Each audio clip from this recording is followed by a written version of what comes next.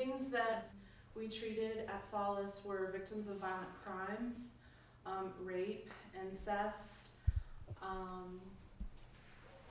and the major diagnoses that we concentrated on were PTSD and adjustment disorders, usually with mixed, which was anxiety and depression, but mainly anxiety. And the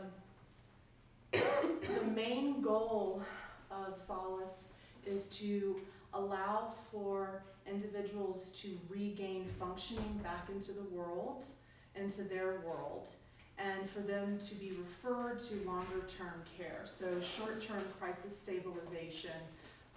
The clients that I saw, I typically saw them anywhere from one time for crisis intervention stabilization, either over the phone or one-on-one walk-in situations, or it was just a typical, it was a triage situation where it was anywhere from an hour to 3 hours, depending upon the situation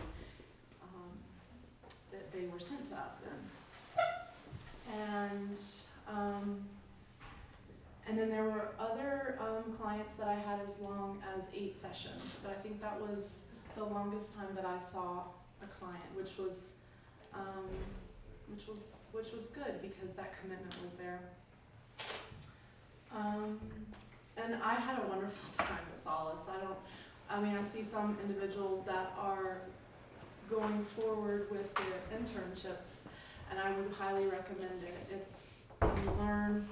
I learned an enormous amount about the practicalities of being a clinician, how to diagnose within an hour of seeing someone, and I feel very confident in my skills with that, and it's because of the experience that I had at Solace.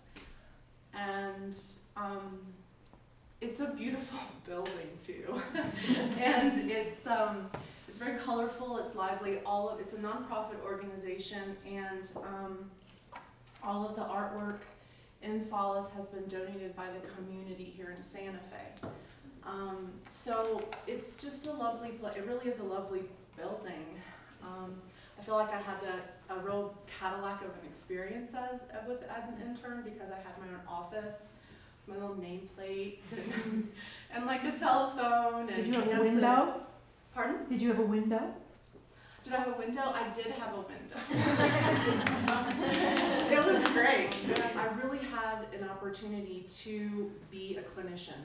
I could close my door, and for an hour, 2 hours, depending upon what was really going on, it was me and my client. We only did individual therapy. We did not do family therapy or couples therapy there. It was all individual.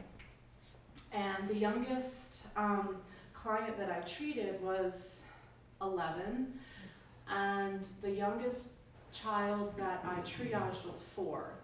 So 9 times out of 10, the younger children we did not recommend services for.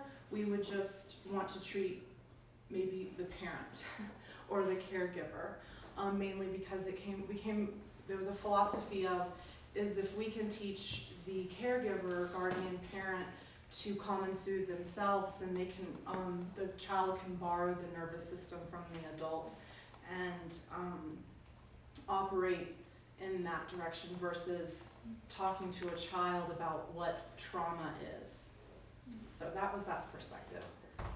And to my surprise, but now I don't see it as a surprise, it really allowed for my own trauma narrative to really come to the surface, and allowed for there to be an actual reality, and for me to understand things that happened to me at a very young age, and to be able to really sit with that. How I learned how to sit with that was by listening to my own clients' trauma narratives, which was powerful for me.